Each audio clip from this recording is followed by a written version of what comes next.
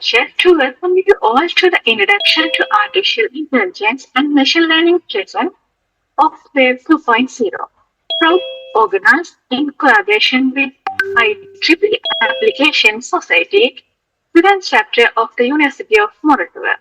Today we begin an insightful exploration into the fundamentals and real-world applications of AI and machine learning, two of the most transformative technologies shaping modern industries. We are honored to have an experienced speaker with us today who will guide us through the key concepts, practical applications, and future potential of this rapidly evolving field. Whether you are just getting started or looking to deepen your understanding, this session marks an important step into your AI and machine learning journey. It's my absolute pleasure to welcome our esteemed speaker, Mr. Sandil Ranasinghe, Senior Software Engineer at Heymilo AI, an inspiring visionary in AI and machine learning. He will share invaluable insights on the transformative potential of AI in industries today, setting the stage for our participants to dream big and innovate bold. Please join me in giving a warm and enthusiastic welcome to Mr. Sandil Ranasinghe. With that, I now warmly hand over the session to you. Thank you, Sajana. Give me a moment, I will share my screen.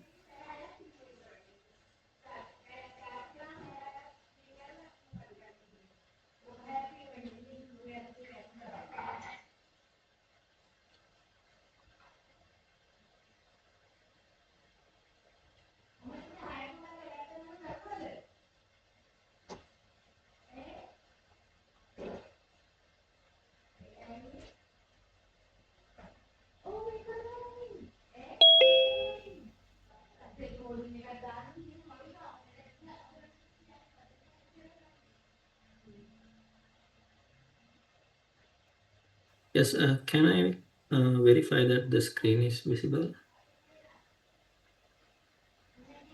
Yes, Okay, thank you. So what we'll be doing today is I will go over a very brief introduction to artificial intelligence and machine learning and give you some idea about where to get started if you are going to be learning about AI and machine learning, be it for competitions or for learning or for anything else. So let's take a brief look at what we are going to cover first of all. So first we'll see what is artificial intelligence, what is machine learning, how it works, the different types of machine learning. Then we'll look at some examples of real world applications and where they are used. Finally, I will show some basic application that you can also try to replicate after the session, just so you can get a feel and feel like you actually did some machine learning. And then I'll give you some pointers about topics to follow, etc. once the session is over and what to explore.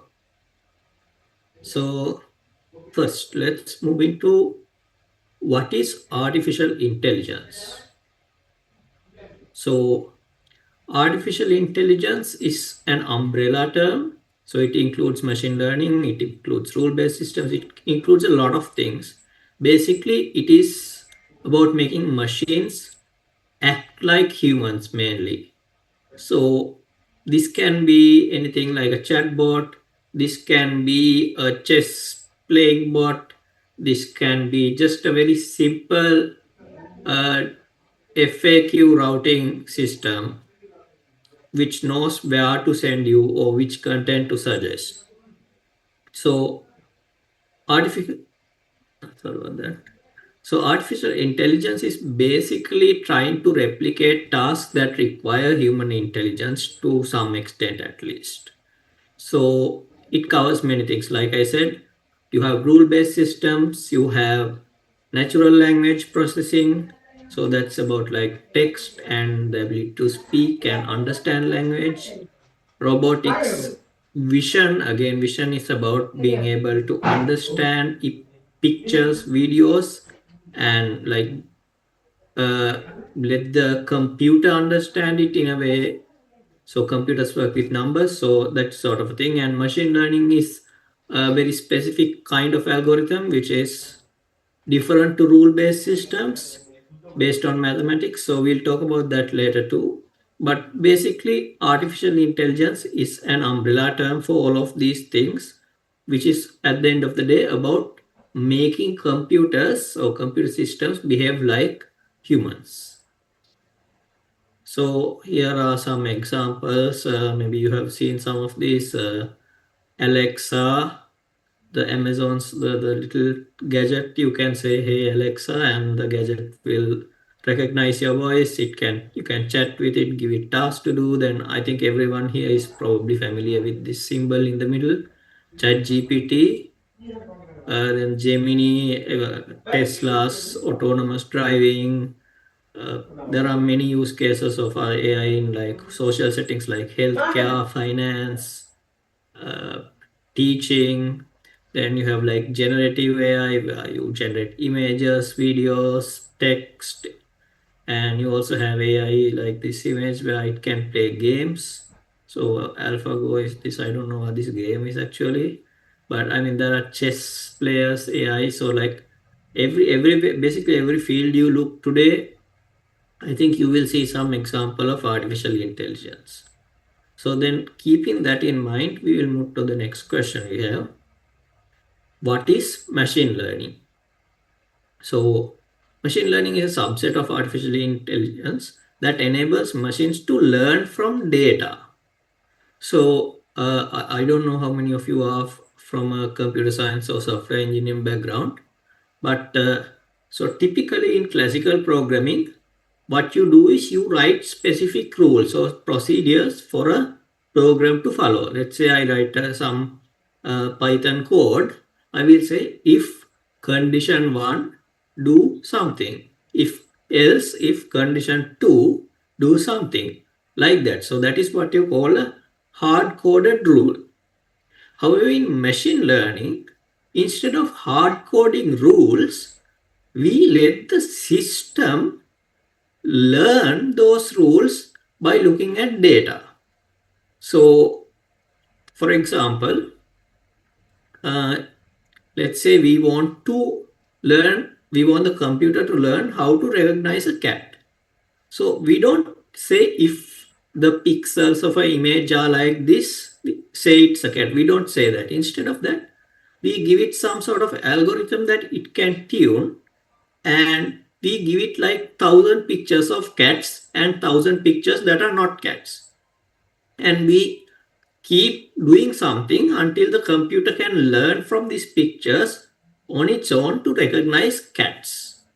So here is a most formal explanation of that. In classical programming, you have some set of rules that are already defined by the programmer, and you have the data or the input that is given, and with those two the program gives you an output. However, in machine learning, the programmer doesn't explicitly write rules. Instead, what he does is he gives some mechanism. So typically you call this a model. It's a mathematical model, and you give it the data or the outputs and the inputs, and the machine learning model will then learn the rules based on that data. So that is what machine learning is, and how it's different from like any classical algorithm with hard coded rules or hard coded procedures. So for example, thinking about cat images now. So this is an image. So the computer, when a computer looks at it, it has no idea whether this is a cat or not, even though we know. So if you think about what an image is to a computer, an image is several layers of red, green, blue, and each one is having some value from 0 to 255. How much green there is, how much red there is, how much blue there is. So this is all a few matrices of numbers. So given those matrices of numbers, how will the computer identify a cat? So for example, if we look at this particular black cat in the middle, if we are trying to go with a rules based approach, we will say, okay, this is the rough area where the left eye is, this is the rough area where the right eye is. So then those two areas should have these particular shades of color. And then there should be some sort of a contour line around this area. And we can check our image matrix, the colors, to see if the numbers representing the colors, to see if that is the case. So that would be a rules based approach. But then we have many problems when the cat looks to the side or the cat is going down. We have to keep coming up with rules for every single scenario. And at some point, that is practically not something you can do. There are too many scenarios. So that is where you come up with machine learning, where you let a mathematical model learn some sort of transformation of these input numbers so that it can identify which ones are cats and which ones are not cats. Uh, so here are some examples of machine learning applications. Spam filters, I think everyone who has used Gmail will see sometimes emails you get go into a spam folder. So how does this happen? It learns patterns in spam emails and automatically puts those into spam. So for example, there may be common topics, common links, common sorts of words in spam emails. So the system can look at those and classify them as spam. Then if you have watched YouTube, Netflix, have gone shopping on Amazon, even Daraz, Alibaba, Temu, whatever it is, you will see there are recommendations. When you search for a product and the next week when you open your application, you will have several recommendations which are somehow related to your product. So stuff like that is also based off of machine learning. Then another example is fraud detection. So banks spot unusual transactions. So sometimes, if let's say you live in Colombo and you buy stuff from stores and restaurants around Colombo. Now randomly, if somebody in Anuradhapura has withdrawn 50,000 from an ATM using your card, the bank might call you and ask whether this is you. How do they know that? They have fraud detection algorithms which are based on machine learning. So they transform everything they know, the location, the amount, the type of store into numbers, and they put those numbers into a mathematical model, and then they can identify what is an outlier there. So again, image classification, there are like so many examples of instances, whether you're using your phone, whether you're going somewhere, where machine learning is used behind the scenes. So typical workflow for machine learning is you get some sort of data. So if let's talk about recognizing cats. I get a data set which is pictures, 1,000 pictures of cats and 1,000 pictures that are not cats. And maybe I need to prepare that data. Maybe I need it all in the same shape. Maybe I need to do some make sure that everything is cats. So some basic data preparation. Then I train the model. So I pick some sort of a model that is a mathematical model or an algorithm. So let's say I pick a linear regression. If anyone of you has like done some mathematics modules at university, you will know what linear regression is. Otherwise, basically, to oversimplify it, linear regression is fitting a line to your data. So I think you had that sort of a thing for A levels also. Y equals what mx plus n or something like that. So once you have that, you train the model. You train it with some algorithm. So maybe some minimization procedure. If it's a neural network, you have gradient descent, or if it's just basic linear regression, you can just fit it with an equation and get the trained model. So basically, training model means finding patterns and changing the parameters of the model so that you get the best predictions for all of the data that you are using to train. So if you are using something like y equals mx plus k, we are going to change m and k until where, let's say, y equals 0 or 1 is whether an image is a cat or not, until we get the best possible prediction of cat images. And then we test the model, we evaluate it. So we want to see how good this model is, how often, if you give it 100 cats, will it recognize 100, will it recognize 50, or somewhere in between. And then you deploy it. So one popular example, there is actually a data set for this also, is the housing price prediction. So what you do is you have some input features for house, say a size of a house in square feet or something, number of rooms, location, etc. So you use these input features and data that you have about historical house prices. So for example, 10,000 feet house in Colombo with 10 rooms was sold for I don't know what the price of a house like that is. Let's say 500 million rupees. So that is a data point. Like that, if you have enough data, you can split these features, turn them into numbers, and you can make the machine learning model uh, train and learn some sort of prediction. And based on that, when you have a new house, now you can check these features and use the machine learning model to get a prediction for that price. So that is how the basic machine learning works. So give me a moment.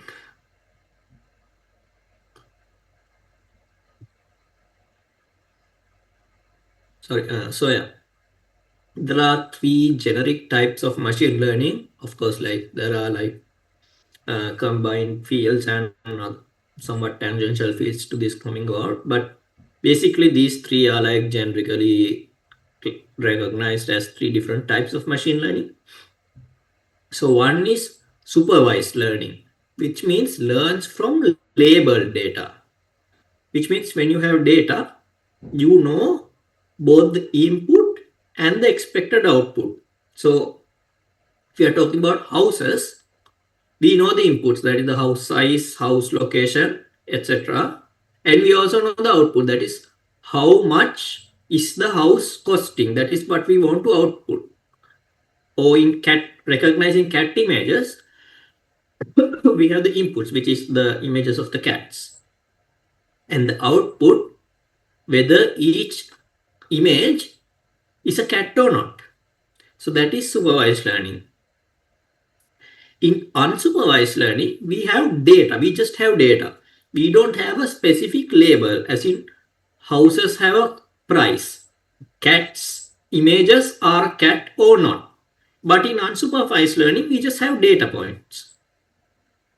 So for example, let's say we are talking about customers in a supermarket. So customers in a supermarket, we have data about what they have bought, how much money they have spent. So, for example, person A might have spent 10,000 rupees and they may have bought milk, bread, vegetables, noodles, whatever. Person B might have spent 1,000 rupees and bought a few bottles of Coca-Cola and Sprite. So, like that, you can have different data points of customers, but we don't have a label. We don't know we don't know what we are looking for here. So then what we do is we trying to find patterns in this data. For example, housewives are going to buy a lot of groceries. Someone who is working in the food shop down the road might be buying ingredients for their products. Uh, if we look at a Keel Super in a residential area, more of its purchases might be groceries and stuff people need to cook.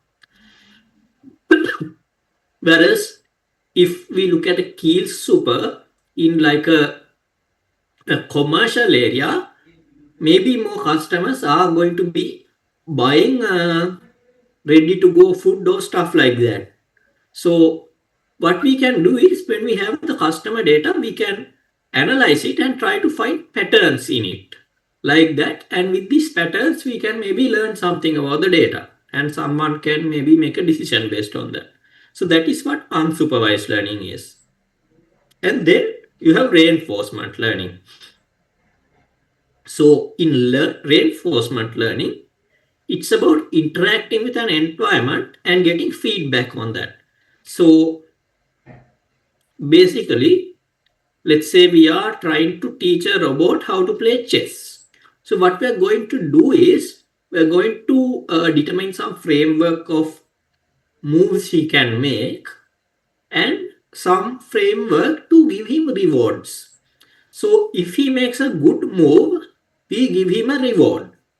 If he makes a bad move, maybe we don't give a reward, or maybe we can reduce his rewards or something like that. So then, by interacting over and over again, by making many moves, that agent will learn a fairly good representation of moves for every situation. So that is reinforcement learning. So reinforcement here means uh, you are reinforcing good behavior by giving a reward. So yeah, so those are like the basic three types of machine learning. So if you're interested, I strongly suggest you start with supervised learning. Uh, Read up a little, and then you can try to find some sort of data set. Maybe look in Kaggle or somewhere, and like work with that data set and try to get something out of it. Again, with unsupervised learning, read up, find a data set, on Kaggle, I think you will find plenty of data sets, as well as like there will be guides about how to pass the data and what to do. So things like clustering. So do that and see. And again, in reinforcement learning, I'm actually not sure about good sites for this, but if you Google search, I'm sure you will have some good articles. So again, like set up a reinforcement learning environment, make some sort of agent and see how it works. Yeah, so here are some examples. So spam classification and housing price prediction are both supervisors. So in prediction, we try house price prediction. Given some inputs, we try to predict a value. In spam classification, given some input, we want to classify whether it's spam or not spam.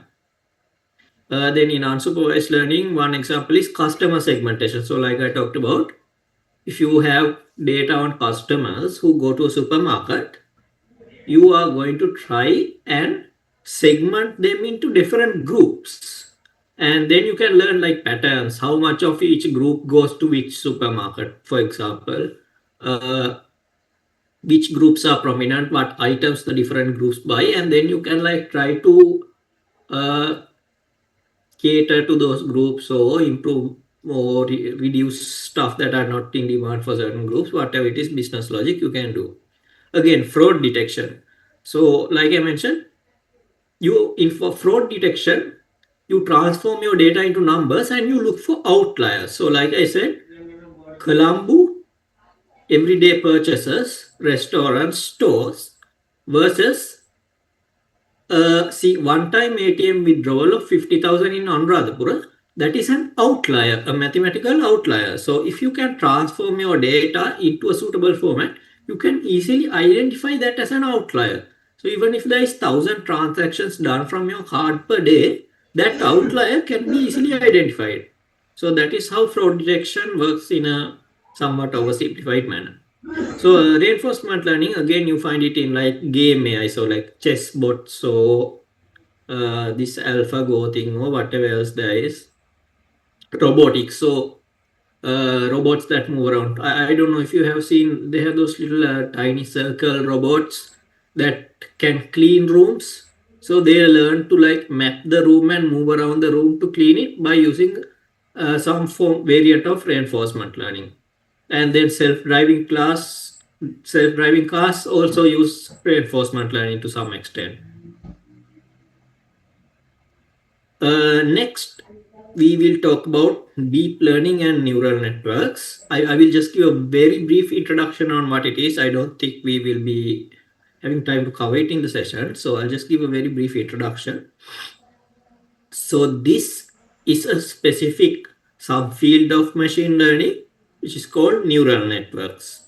So I told you earlier, we have to pick a mathematical model or an algorithm to fit our data. So earlier I was talking about linear regression, which is just fitting a line to data. So neural networks are also the type of model.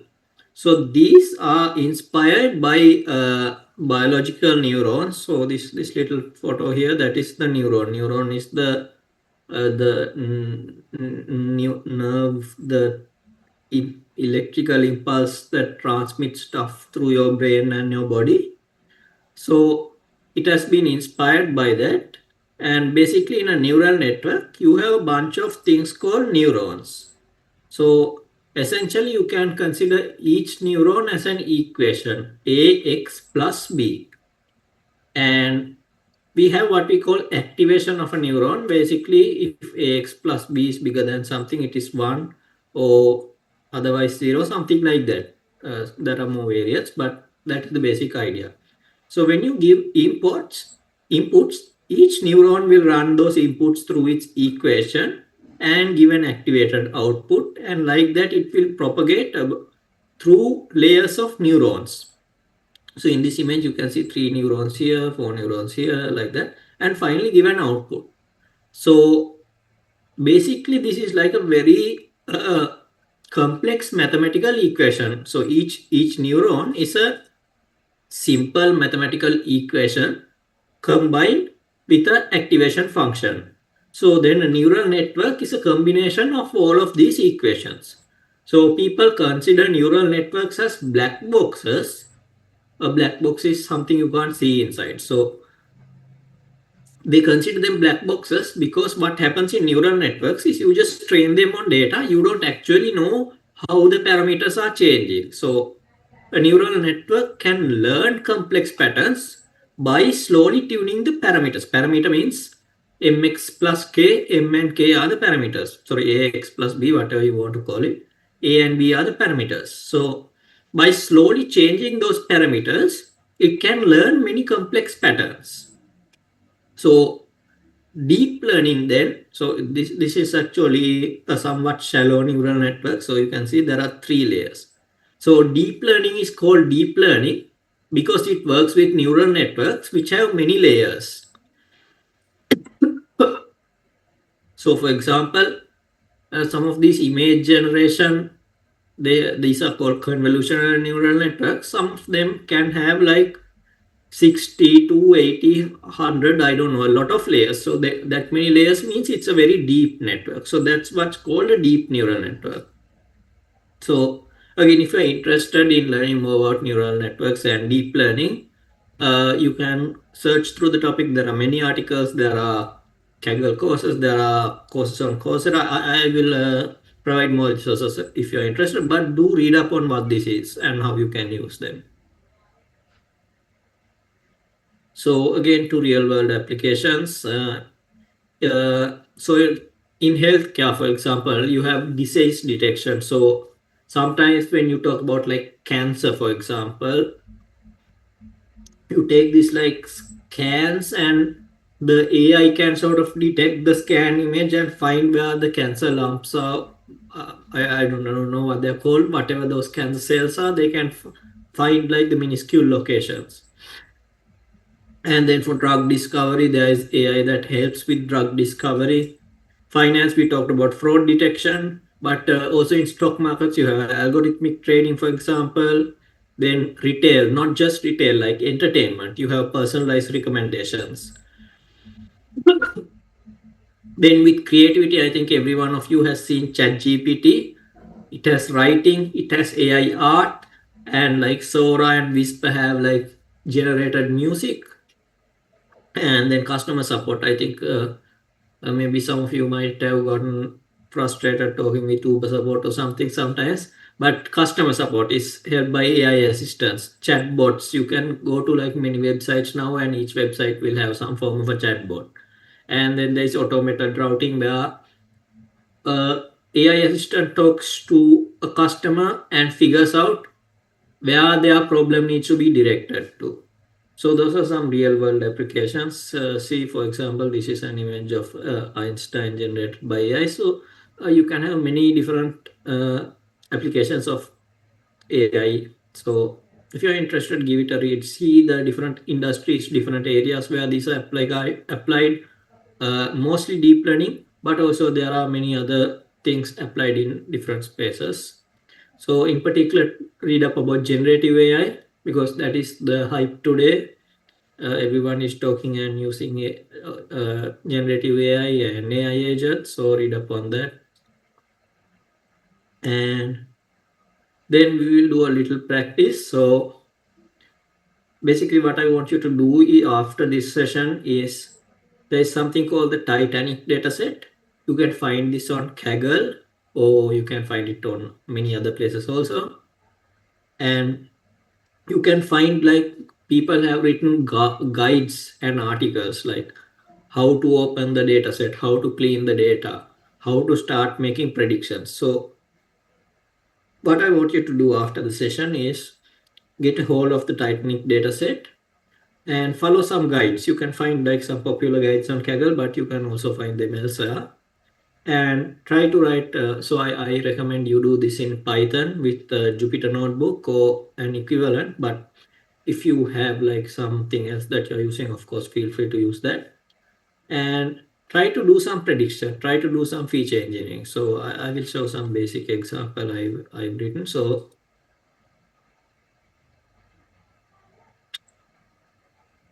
here we've loaded the Titanic dataset. This is like a subset of the actual Titanic dataset from Seaborn. You can find the proper one on Kaggle. So here you can see here we have some columns. Survived, that is what we want to predict. So each row is denoting someone, a passenger who was on the Titanic.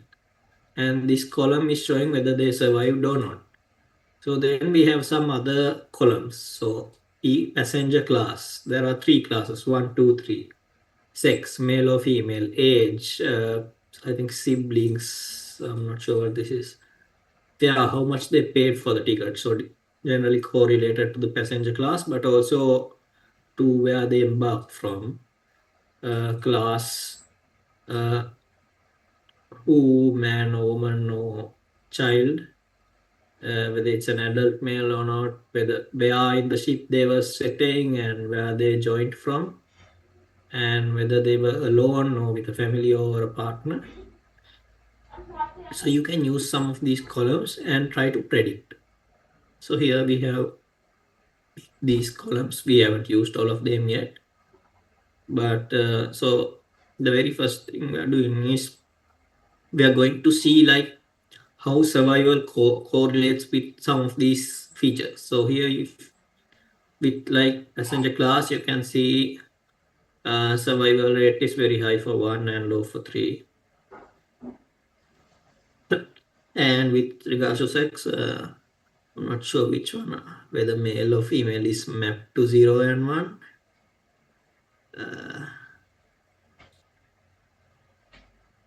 Probably, I think male is 0 and female is 1. But you can see there's a clear difference in survival rate by sex. And again, age distribution by survival. Uh, I think bell curve would be a more appropriate visualization, but you can see whether there is any distinction there. And again, like some basic visualizations. And then we make our first prediction. Basically, what we are doing is we are using a linear regression model.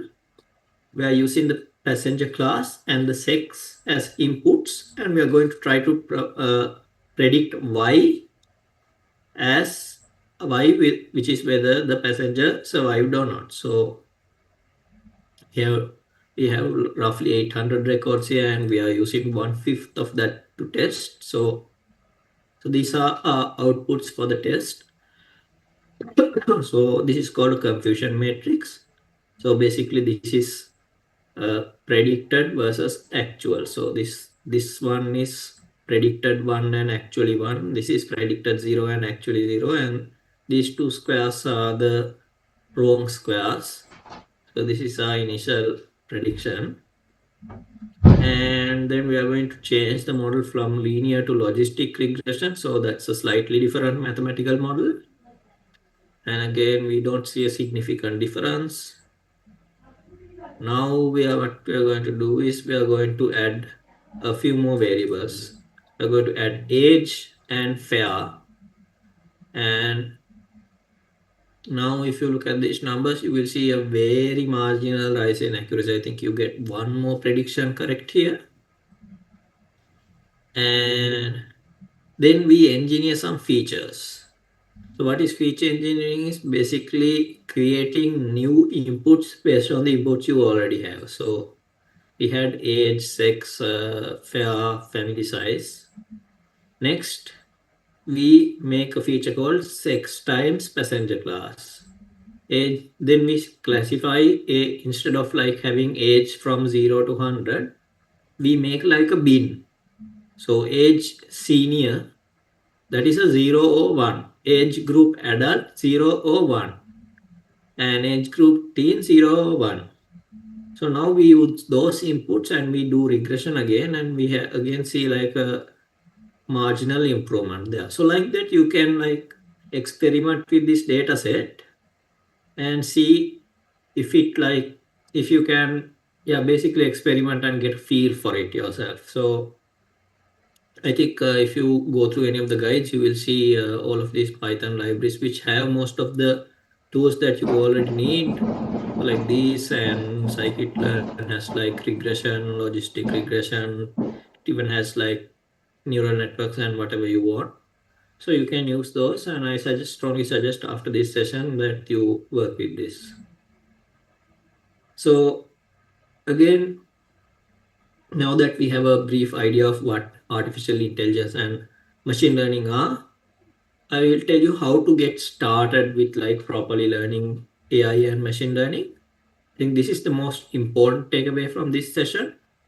So first, it's obviously a computer related thing. So you need to actually work with that stuff. So I strongly suggest that you learn Python as a foundation language just so that you can work with the different technologies that I use for machine learning. A lot of the machine learning and even artificial intelligence related stuff are based on written on top of Python. So it will be very helpful to like just get a library and run it if you know some basic Python. Then familiarize yourself with some of these libraries like NumPy, Pandas, Scikit-learn, PyTorch, TensorFlow. So these libraries have like a lot of documentation, articles, tools available for you. So knowing them will give you like a whole repository of tools and information that you can use. And there are like some free courses, and there are obviously like so many articles. There are books on artificial intelligence and machine learning, so take a look at those. So in particular there are courses on Coursera, EDX, and recently there's this thing called fast.ai. So uh, one particular one I recommend is deeplearning.ai. They have introduction to ML, and they have deep learning specializations, reinforcement learning specialization. So just take a look at the introductory ones and then figure out what you like and look into those also. And finally, you can join communities like GitHub, Discord, Reddit, Kaggle. In particular, Kaggle is strongly tied to machine learning and data science and data sets and competitions like that. So uh, if any of you are from like a competitive programming background, you may know about like lead code and HackerRank. So that is for competitive programming like that. The variant for competitive machine learning and data science is Kaggle. So it's you can just go to www.kaggle.com. You can sign up with Google or whatever it is, and you will see it's an online platform. It has tutorials, it has guides, It has data sets, it has competitions, and like many more features. You can discuss, you can see other people's notebooks, and like you can do many things. So I strongly suggest you take a look at that. I talked about the Titanic dataset, so you can find the Titanic dataset as well as guides and notebooks from other people. So I suggest you go to this and take a look at that after the session. So then, if you are interested, like some further topics for applied ML, you can look at exploratory data analysis, data visualization, dimensional reduction, and auto regression. The basic algorithms. So I talked about linear regression on one end of the spectrum and neural networks on the other end, but like you have a lot of algorithms in between. You have support vector machines, decision trees, random forests. Uh, you have this gradient boosting algorithms like XGBoost, CatBoost, Light BGM. You have like many different algorithms. So search up on those. Then you have AutoML, which is basically entire frameworks where you can just give it like a data set and it will automatically create features, train models, evaluate them, and also read up about like model evaluation metrics. What are some commonly used metrics like accuracy, precision, recall, area under ROC curves, and like how to make custom metrics, etc. So these are some good topics if you are interested. Finally, to wrap up the session, I will talk a little bit about the future of artificial intelligence. So today, where is artificial intelligence headed? So I think every one of you has heard of the generative AI hype, which is basically ChatGPT, Gemini, Claude, Grok, whatever. Everyone is releasing all these big models that can generate text, that can generate images, and even video. You have Sora or Gemini's, I don't know what it's called. So like it's a lot of hype surrounding it, and generative AI is, I think, the most hyped up topic today, and it has led to like many more inventions. So there are like chatbots, agentic AI, integrations with LLMs. It's a very fast moving field today. So that is like one place. Then the other is closely tied to this is multimodal AI. So basically, earlier, I mean, it was pretty recently that we had multimodal AI, but earlier basically you had different models for different paradigms. So for text, you had one model. For vision, you had one model. For speech, you had one model. Oh, by speech, I mean like sounds or audio. But now you have models which can take any of these. They have like singular models which can take any of these inputs and understand it in some sort of a latent space. So that is what multimodal AI is. So it's about both. It closely works with generative AI, but is focused on understanding all different kinds of inputs from the perspective of a computer. Then you have edge artificial intelligence, which is about running models on like edge devices. So edge device mean maybe a phone, maybe those little IoT devices like cameras or sensors or whatever it is. So a lot of focus here is on like hardware and optimizations as well as yeah, that sort of a thing. And then you have general AI in society. So if you look at it, you will see healthcare, for example. There's like computer vision for uh, classifying cancer or other scans. There are like AI agents for diagnosing. There are like other like assistants for AI assisted surgery and stuff like that, that are new fields coming up. So there are tons of fields there. Again, in education, now people are looking at how to incorporate chat GPT into the classroom. They are looking at generative AI for education. And again, like so many different places in society, you see, sorry about that, you see usages of AI. And finally, uh, See, for the past 5, 6 years, I think AI has been moving very fast. There has been new things every month or so, and generative AI in particular has made a big shift.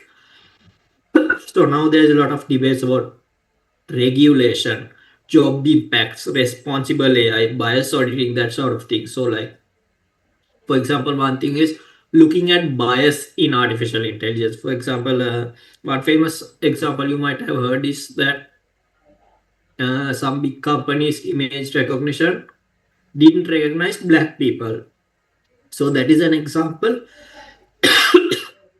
of AI bias that can be totally unintentional, but it's nevertheless present. So there are things like regulations and bias auditing which comes to that, and again responsible AI, making sure that people can't abuse AI. So for example, that people can't come and make chat gpt give secrets or verbally abuse other people or generate vulgar content of other people or violate copyrights, that sort of a thing. So I think these are some pointers to about where AI is headed in the future. So with that, I think we can bring the session to a wrap. If you have any questions, feel free to ask now.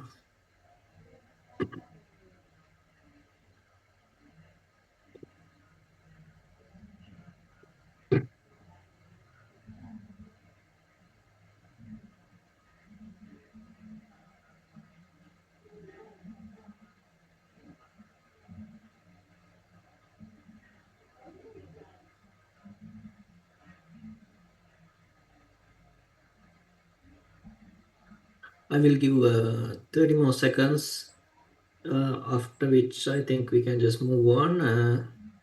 In the meantime, even after we wrap up the session, I think you can just drop any questions on the chat. If not, after the session, I think you can just reach out to the organizations and they can direct any questions to me. So yeah, I will hand back control to you, Tajana. Uh,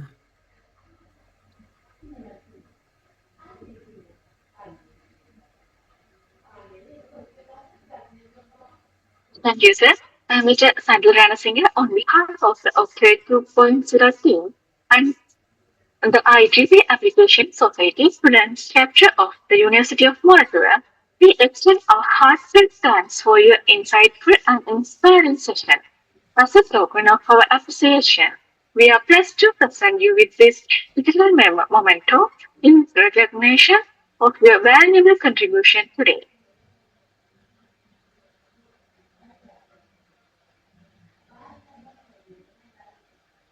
We kindly invite everyone who is in a comfortable position to turn on their cameras and join us as we capture this special moment. In just a moment, we will be taking a quick group photo, so please look at the camera.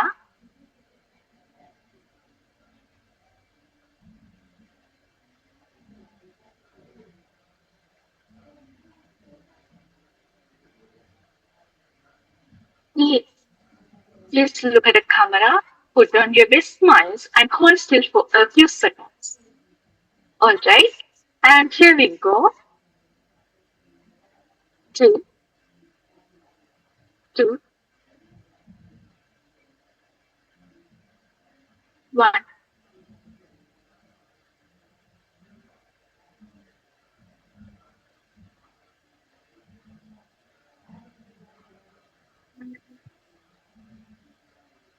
Okay, thank you.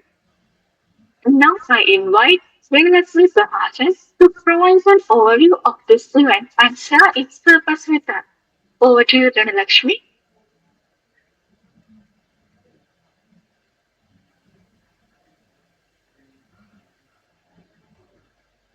Thank you, Tajana.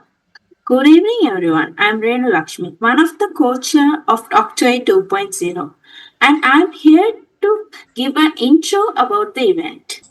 Octwave 2.0 is an artificial intelligence and machine learning competition designed to encourage innovative thinking and practical problem solving among undergraduates and early professionals. It's more than just a challenge, it's a learning experience and a platform to showcase your talents in solving real world problems through data. Let, let me walk you through the structure of the competition.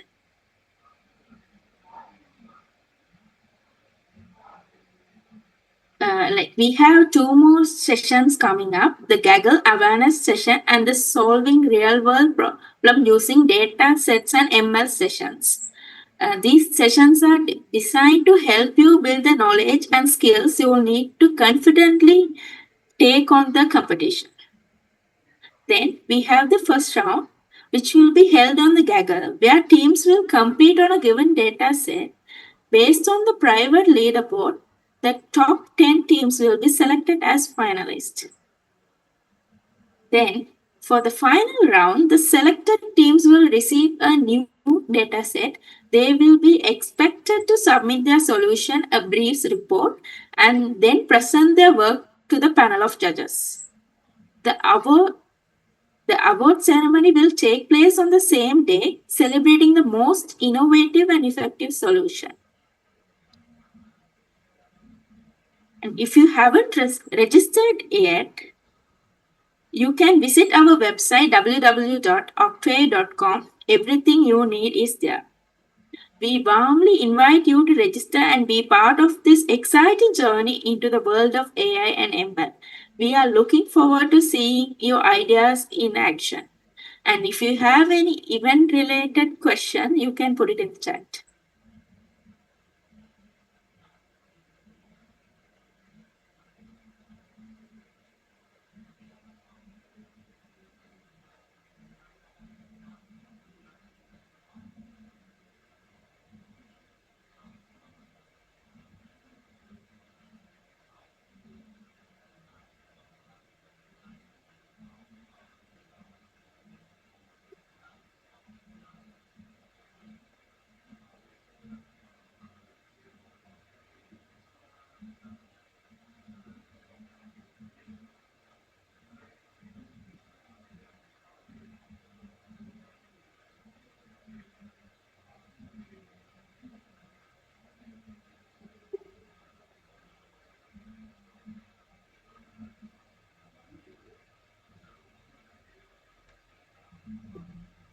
Seems like there is no questions, and if you have any further questions in future, you can contact one of our OCs to clarify that.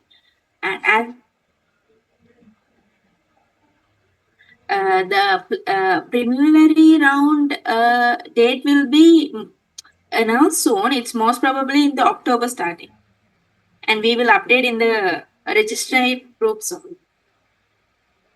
Any other questions? Yes, certificates will be given. Like only for the finalists, there will be the physical certificates. For others, the certificate will be given.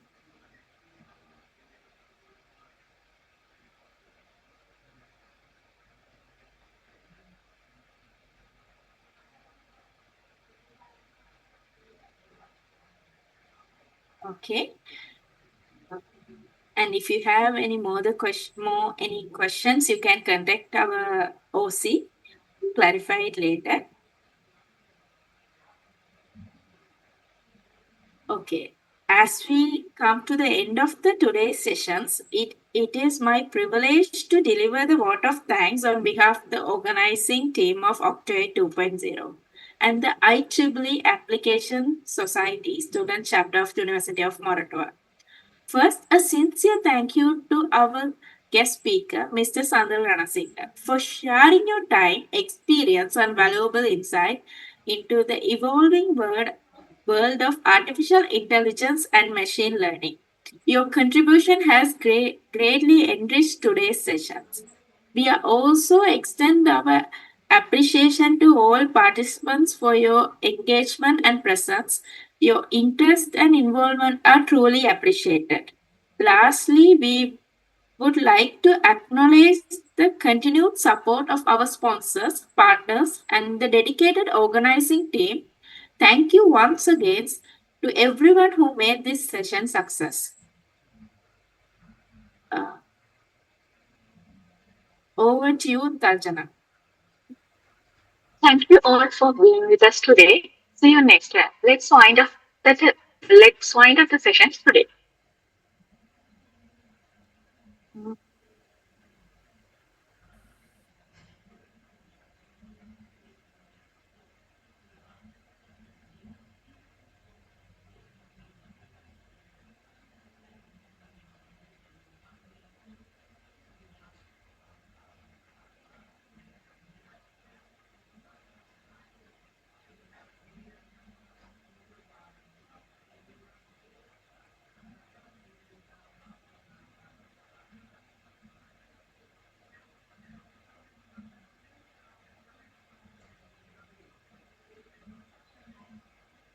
Okay. Supuli, basically, I saw your question now. Like the contact of the OCs, you can find it in the our website. Uh, I think you are there, Supuli.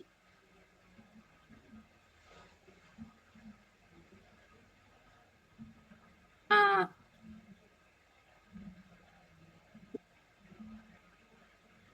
and Anusha, the time duration of the first round we will uh, announce soon in the registrant groups.